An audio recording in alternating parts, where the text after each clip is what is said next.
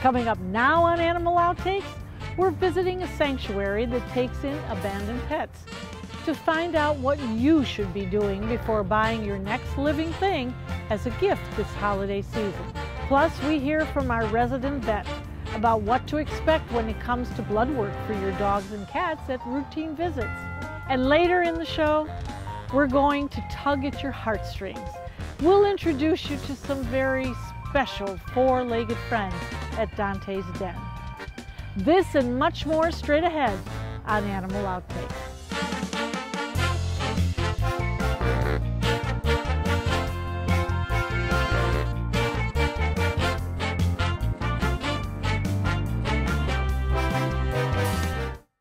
It's estimated 70% of U.S. households own a pet, and several million of these so-called family pets enter an animal shelter every year in this country.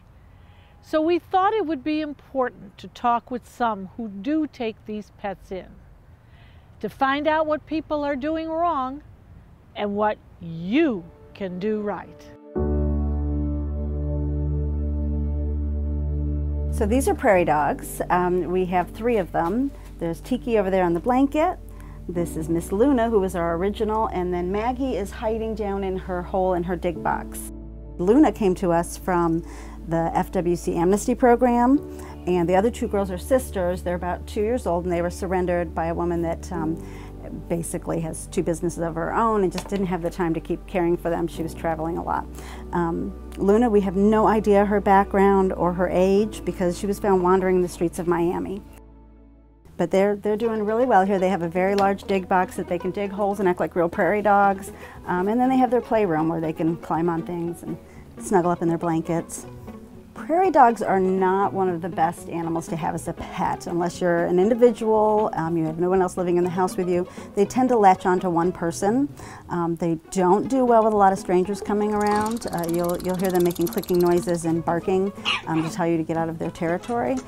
But for the most part, they're a wild animal. They really, to me, they should not be in captivity, but they're sold in pet stores. A lot of people purchase them. They do bite. If they decide they're not happy with you, they bite, and it's quite a bit of pressure. I've known people that have to go to the hospital for bites from prairie dogs. They're adorable to watch, but yeah, you definitely have to be able to have a lot of time for them. So a prairie dog is not native to Florida.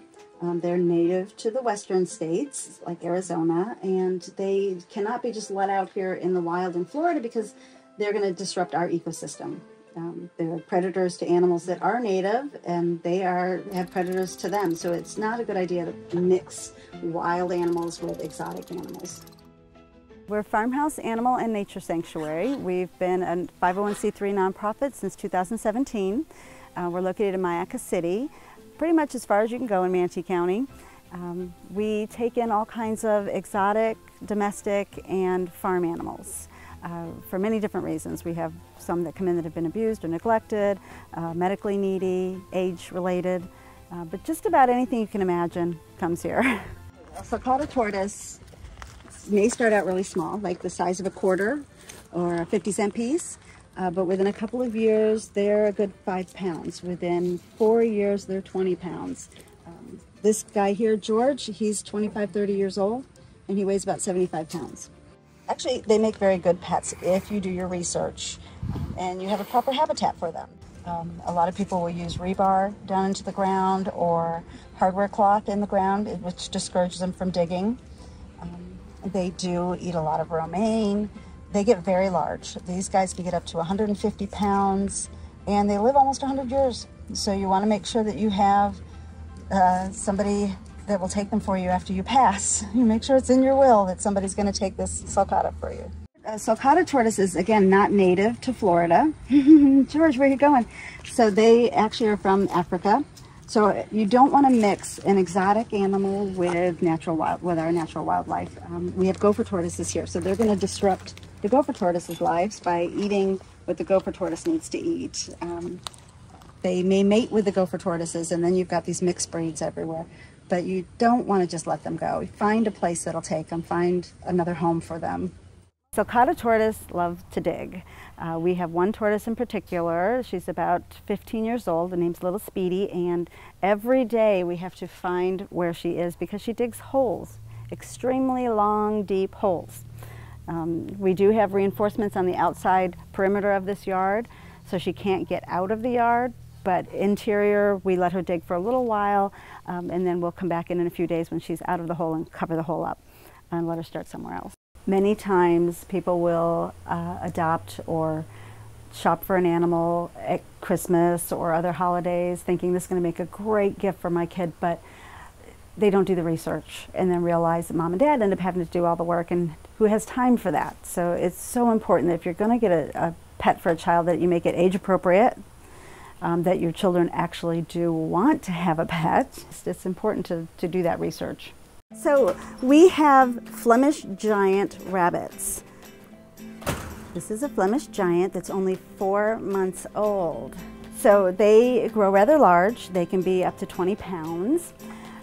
As a pet, a Flemish giant rabbit is probably one of the better rabbits because they are smart, and they will love to come up and sit on your lap if you're sitting and watching TV. They love to be groomed. They're very smart. They can be litter box trained. But again, you have to do your research. You have to make sure you know what you're getting into. Yes, they are litter box trained, but they're still going to poop on the floor.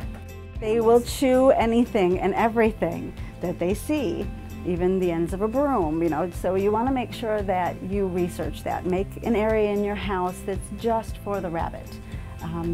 You cage them when you leave. Make sure that they're in a crate when you leave, just like you would your dog. We get calls on a weekly basis for bunnies, all different types of bunnies. Right now, all we have here are the Flemish Giants and Flemish Giant mixes. We've had other breeds as well. The bunnies are usually on our adoption list, but we make sure that people know exactly what they're getting into before they're adopted. Flemish Giant rabbits live about 8 to 10 years. Their lifespan isn't as long as the smaller breeds, but they do very well, like I said, in a home situation. They can be an outside bunny like we have here, or they can be inside of a home, as long as you know what you're getting into. So this is our pig pen area. This is where we keep our potbelly pigs, or what people consider teacup potbelly pigs. As you can see, if they're fed a healthy diet, they do not stay small. This is Taylor. Hi, Taylor. Taylor's about 15, 16 years old. She's been in the sanctuary since she was about 3, 4 years old. And you can see she's definitely not something you can hold in your arms anymore, but she was very tiny when she came in. We get calls here at the sanctuary 3 or 4 times a week for people to take, for us to take in their potbelly pigs. And we only have so much room. Sometimes you can put them together, but most times they don't like each other, so we have to keep separate areas for them. If you have a farm, it's really not that difficult to take care of them. They need a nice big area to be able to come out and sun themselves and roll around in the dirt, but you want to make sure that you're feeding them appropriate food. You don't want to feed dog food to a pig. There is specific potbelly pig food, miniature pig food. You feed them that, vegetables, and you're good. We do have to have a farrier come out every 6 to 8 weeks to trim their hooves. If it's a male, they'll trim their tusks as well. The potbelly pig does well in a farm situation with chickens and other animals, but it depends on the animal themselves. Some pigs don't want to be around anybody else. Taylor here loves everybody but other pigs. She's been in with llamas, she's been in with horses, she's always got chickens here with her. There's a tortoise that lives in her yard, but she does not like other pigs at all. Hey, Bacon, are you sleeping? There's like, this is just a perfect time of day. Oh, yes, he's a big boy. Okay. So Bacon's a potbelly as well? Bacon is a potbelly pig that was bought by a couple to keep him as a house pig. And they tried putting him out in the yard, and you can see his yard has no grass because he loves to dig. Oh, he loves his belly scratched. So yeah, he got too big for his owners in the house. They had a couple of dogs as well, and he did wonderful with the dogs, but he was just too big. Bacon's actually had a little bit of medical issue. He had what they call dippity pig when he was younger, which is caused by stress normally, and it was shortly after he moved in here, and we actually have neighbors that like to shoot off fireworks. and I think it startled him. But what happens is they can't move their whole back end, they drag it, and there's a lot of pain involved. So he was on steroids for about 6 months, but he's doing great now. All animals, just like a dog or a cat, will develop a bond with their human, their person that has adopted them, and showing them all the love and attention. And it's very disruptive for them. When you can no longer care for them, and there's a medical reason on your end or a financial reason, that's understandable, but because they've gotten too big, or you didn't do your research and you have to just toss them aside, that really affects the animal. It takes them a long time to adjust to having to come into a situation like this, living at a sanctuary. We give them as much love and attention as we can, and we have volunteers that come in, but it is a big adjustment for the animal. For more information on the Farmhouse Animal and Nature Sanctuary, you can find them online on social media platforms like Facebook, or you can go to farmhousesanctuary.org. Stick around, there's much more animal outtakes coming up after the break. Did you know that Moat is leading the charge to fight Florida red tide by testing compounds that may lessen its harmful effects on the environment? The more you know about everything Moat's doing to help our oceans, the more you'll understand why Moat matters. Visit moat.org today. Every dolphin at Clearwater Marine Aquarium has an amazing tale. They're all rescues who have overcome challenges to survive and thrive. You'll be inspired by every animal story and unforgettable moments with them, including 2-year-old Apollo, our newest rescued dolphin. There's something inspirational for every kid, and kid at heart. Your visit directly supports the animal care and rescue efforts at Clearwater Marine Aquarium, celebrating 50 years of amazing tales.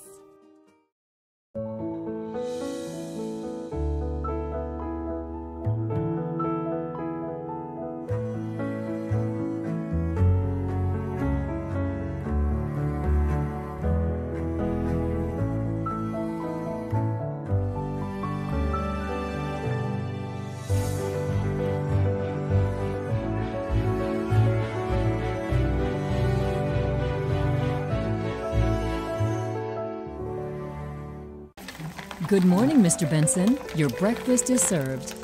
Time for another day in doggy paradise. I sure am one lucky pup. Mr. Benson, would you like to go out for your morning stroll? The weather is quite lovely today. That sounds wonderful. Don't mind if I do.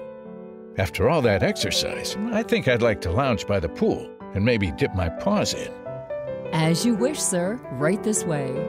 Ah, what a perfect day. I couldn't imagine being anywhere else but Donte's den while Mom and Dad are away. At Donte's Den, we pride ourselves in providing the best experience for your beloved pup. Whether it be a day, a month, or a year, Donte's Den should always be at the top of your list for boarding. With an expansive campus, your dog will enjoy daily walks, pool time, and an endless supply of love. Even better, it's all under 24/7 supervision from our wonderful staff. If you're anything like us, your dog's safety and happiness come first. To learn more about Donte's Den, visit dontesden.org.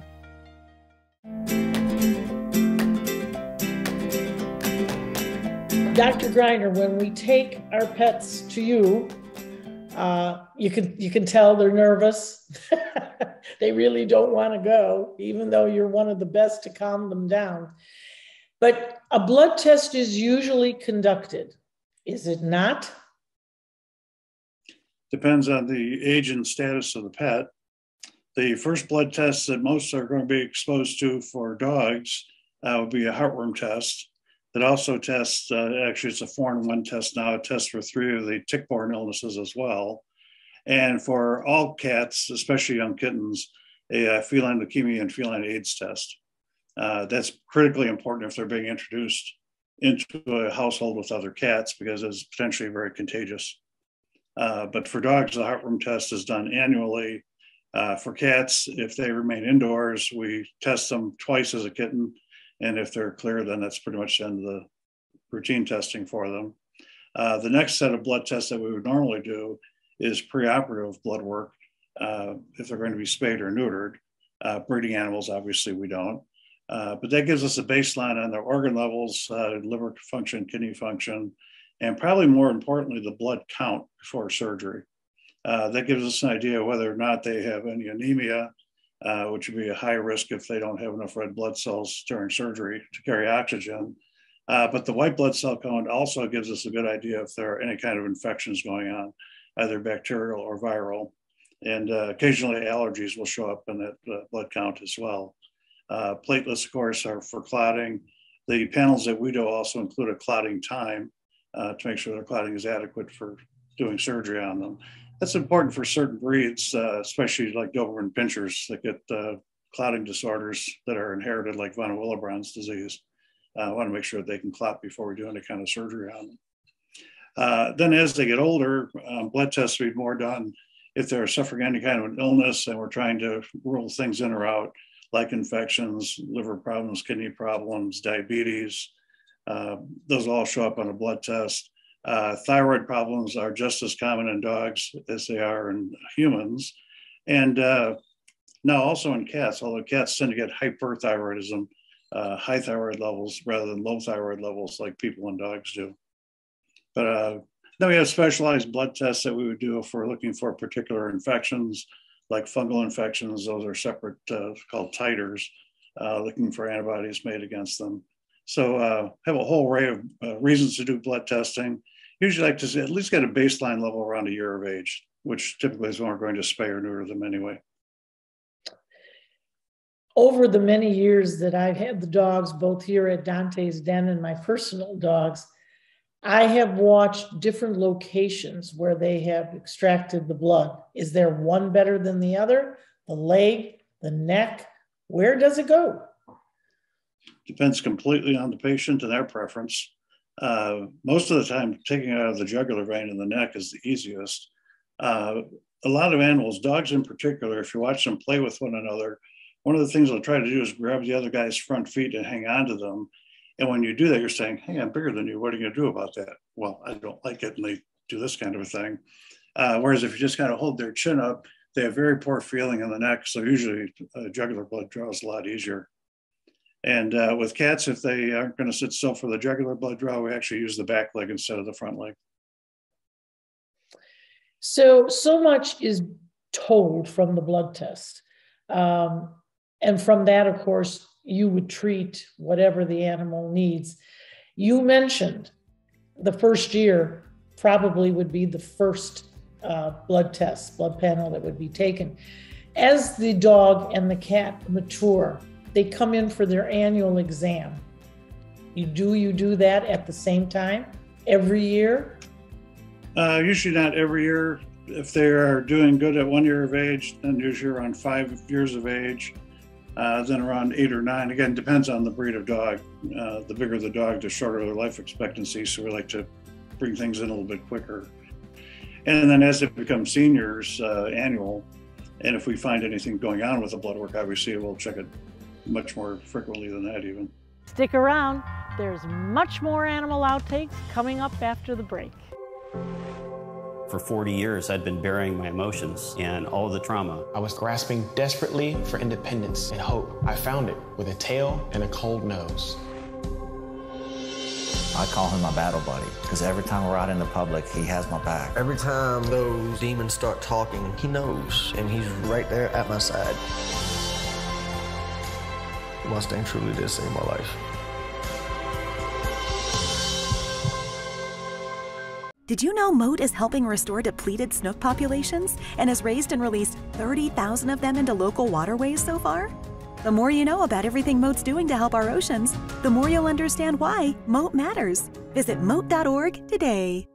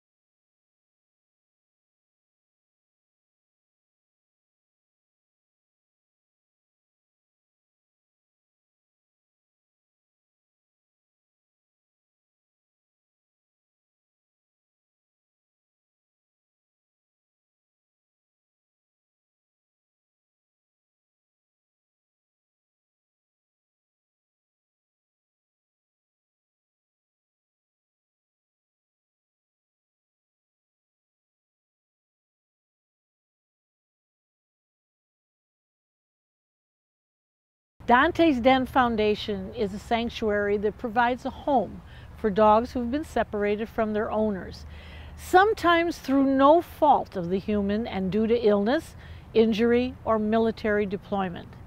Other times, the dogs come in scared and confused, pulled from a kill shelter, or found abandoned and in bad shape. We'd like to introduce you to 4 of these dogs.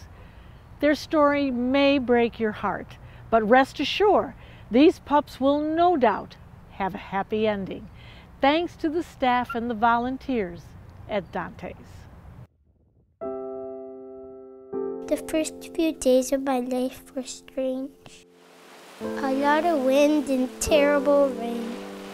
My mom gave birth to me during something called a hurricane. She tried to take care of me, but she couldn't. She had tears in her eyes when she said goodbye to me, and I never saw her again.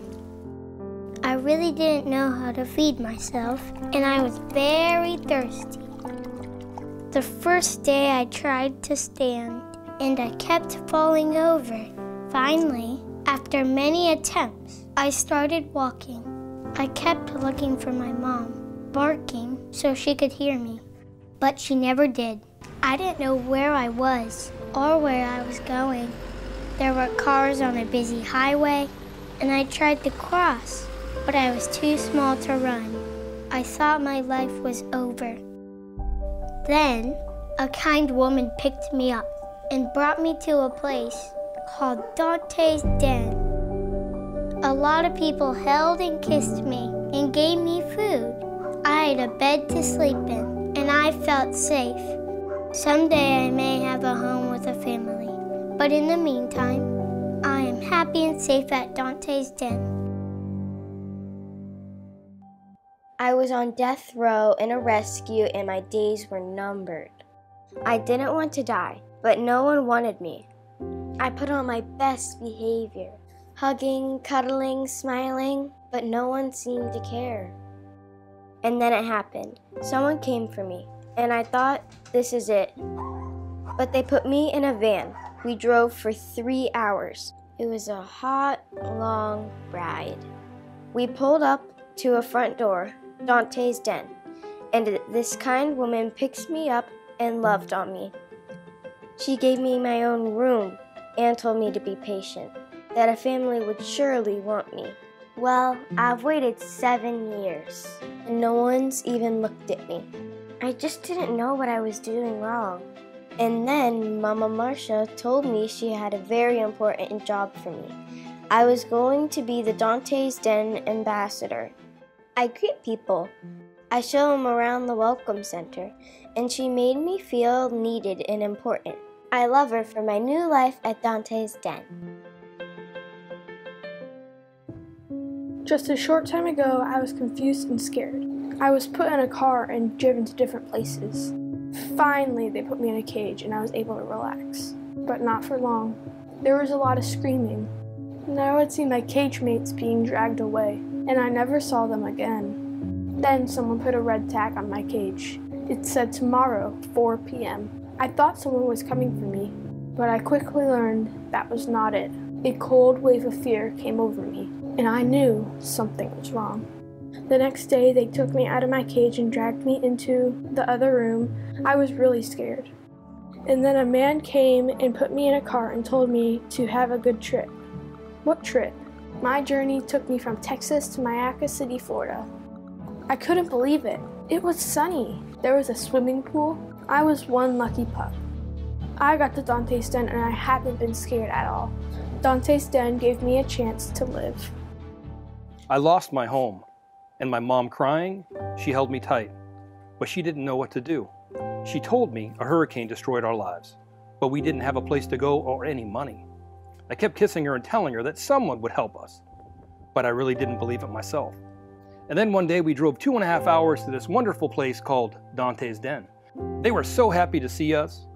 My mom told them there was no money to care for me, but they didn't seem to mind. Now I have this big room to live in and all the food I can eat and a swimming pool to play in.